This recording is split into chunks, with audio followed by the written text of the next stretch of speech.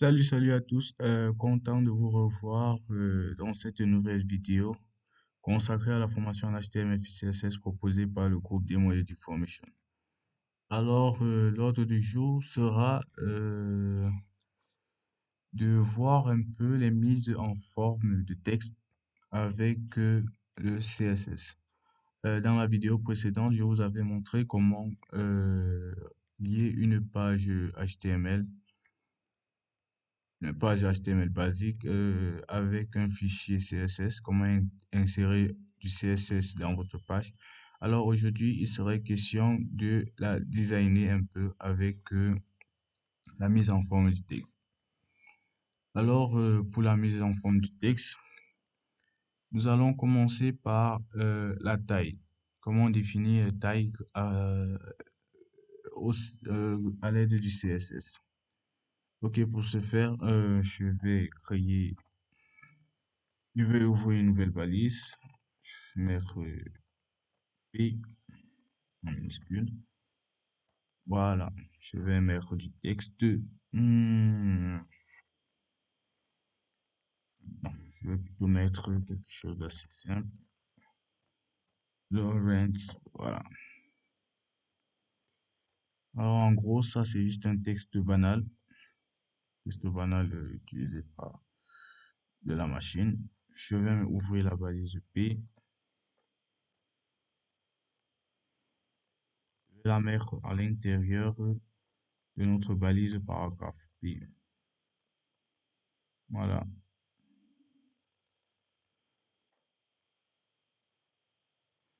Ok, là nous avons notre texte là et c'est avec ce texte que nous allons travailler. Pour commencer, nous allons spécifier d'abord le paragraphe. Pour dire que nous allons modifier le paragraphe en C, vous mettez P. Ensuite, vous mettez les crochets et après, vous définissez les propriétés. Alors, premièrement, nous allons d'abord commencer par la taille du texte. Nous allons l'agrandir. Pour agrandir du texte en CSS, on utilise la propriété font size. Voilà. Cette propriété permet de définir la taille du texte en CSS. Voilà, si je définis par exemple, bon, faisons d'abord un petit aperçu du browser. Vous voyez, le texte est assez minuscule. Ici, voilà, attendez, j'enregistre un peu. J'enregistre aussi ici. Voilà, le texte est assez minuscule. Maintenant, je vais mettre font size, je vais le mettre hmm, prenons 20 pixels. Voilà. N'oubliez pas le pixel car c'est comme l'unité de mesure en CSS. Là, je vais agrandir. Vous avez vu, le contenu s'est agrandi. Je peux toujours décider de l'agrandir en mettant 50. Si j'enregistre et que je charge la page, ça augmente. Tout comme vous pouvez décider de diminuer 5 pixels. Je sais pas enregistrer.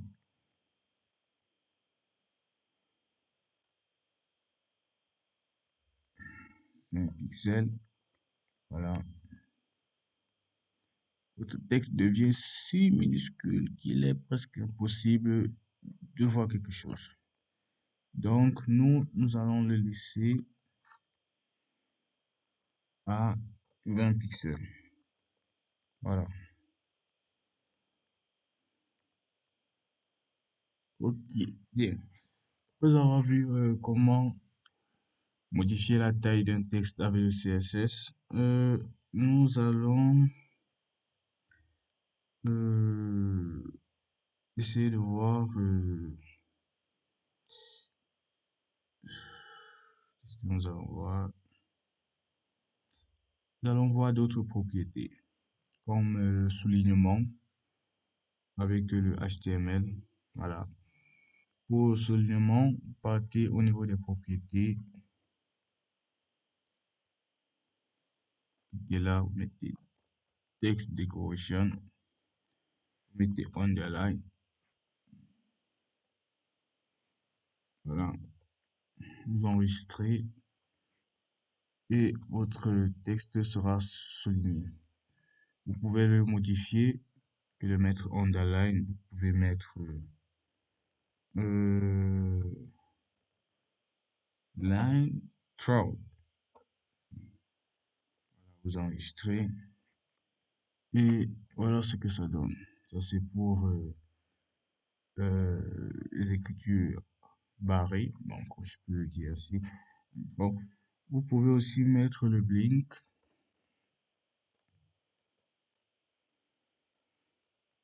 Voilà.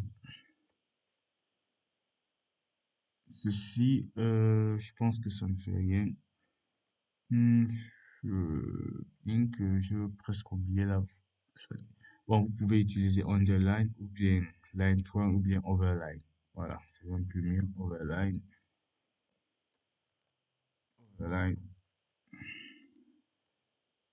texte, texte. Voilà, overline c'est pour un soulignement en haut. Dans un soulignement, pas juste en bas, mais plutôt au-dessus du texte. Ok, après cela, nous allons voir, je vais mettre underline. Après cela, nous allons voir comment mettre un texte en gras avec notre, notre fichier CSS. Pour le mettre en gras, on utilise la propriété font. Oh, font. Oh là là là là là. Font white. Bon, je sais pas trop la prononciation.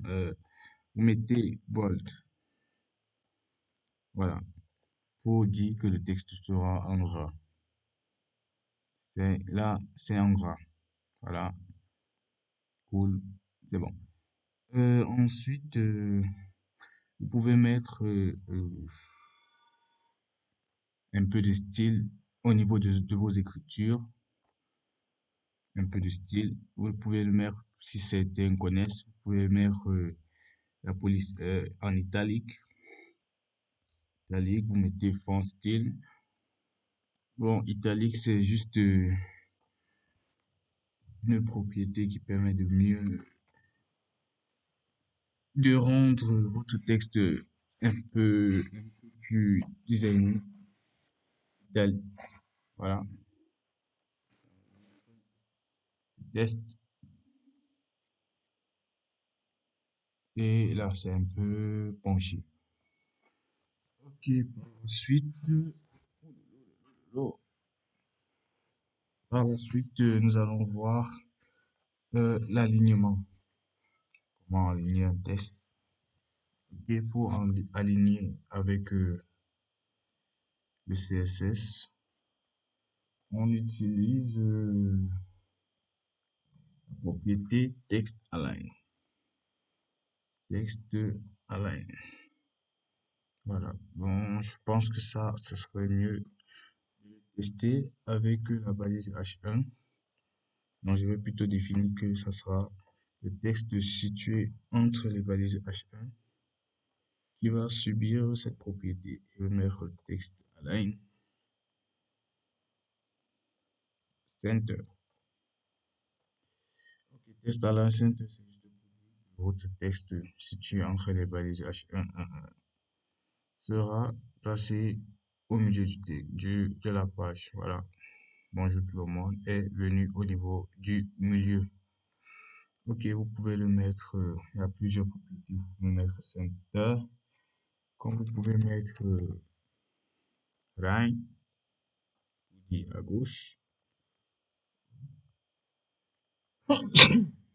Ouh là là là là. Right pour dire à gauche, pardon, à droite. Et maintenant left, dit à gauche. Voilà. Ou bien vous pouvez mettre du justify, justifier,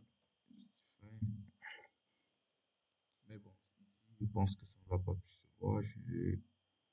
Je vais plutôt mettre justify, je copie ceci, mettre justify au niveau de notre P. Voilà, c'est un peu bizarre là, donc, et puis, vous avez vu, c'est justifié. Donc, là, ça garde un même aliment. Ok, ensuite, maintenant, avec certaines propriétés, nous allons voir comment changer la police. Voilà, la police. Bon, comment changer la police? Pour la police qui est très très importante, on utilise font family. Font family. Voilà, propriété font family suivi du nom euh, du nom de la police dont vous souhaitez. Bon, pour avoir le nom de la police, ce n'est pas compliqué. Vous n'avez qu'à ouvrir Microsoft Word.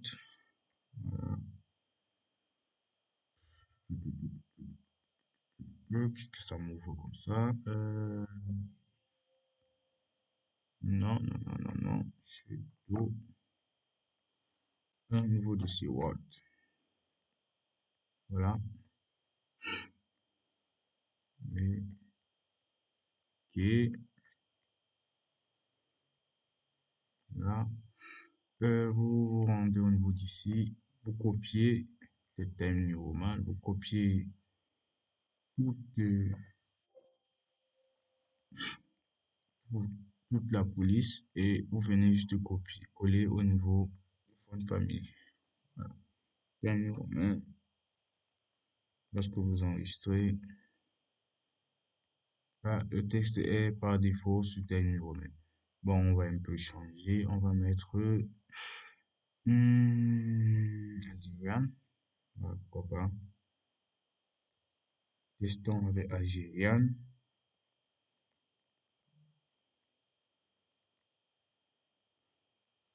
Et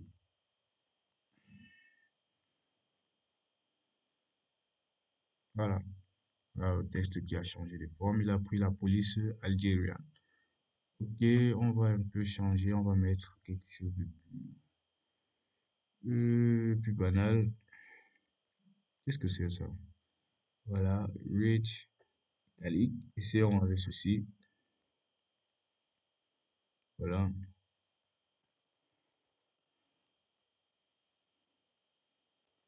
Hmm, on teste. Ah, ça n'a pas trop changé à mon avis.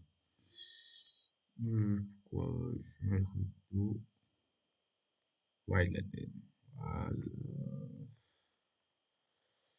White Latin. Là, ok. Testons. Voilà, trop bizarre. Ok, maintenant, pour la dernière propriété de cette vidéo, nous allons voir comment modifier la couleur d'un texte. Nous allons utiliser la propriété color suivi du nom de la couleur. En petit rappel, vous pouvez mettre la couleur, soit le nom de la couleur en anglais, voilà, in English, yes. Vous devez mettre le nom de la couleur en anglais. Je vais prendre un exemple, blue. Si vous voulez mettre le bleu, vous devez mettre, voilà. Blue qui est bleu en anglais. Voilà, on teste, ça donne le bleu. Vous pouvez changer par bleu, vous pouvez mettre red. Red, voilà. Ça change, ça devient rouge, etc. Tout ce qui vous conviendra. Là, j'enlève Justify, je mets Center, comme mon site soit un peu plus présentable. Voilà. Donc, en gros, regardez un peu la différence entre un, une écriture sans CSS. Vous voyez que là, il y a un peu de style, même si c'est un peu en désordre. Le style sort un peu. OK. Pour les couleurs, vous pouvez aussi mettre des fonctions binaires, pas binaires, pardon. Vous pouvez mettre en, en hexadécimal, la couleur en hexadécimal. Je vais prendre peut-être F, F, F, F. Voilà. Voyons ce que F, F, F, F veut signifier en hexadécimal. Je pense que c'est la couleur blanche. Je mets F, F, F. Non, non, non, non, non, non. F7, de suite. Voilà. On essaie de tester. Ça nous donne cette couleur-ci. Un jaune un peu proche du blanc. Bon, là, c'est pour les couleurs en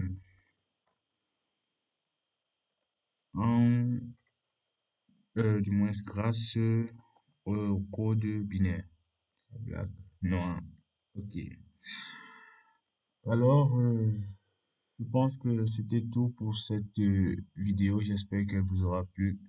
Si c'est le cas, n'oubliez pas de liker pour nous encourager, de vous abonner et d'activer la cloche de notification pour ne rater aucune de nos prochaines vidéos. Sur ce, je vous dis à très bientôt.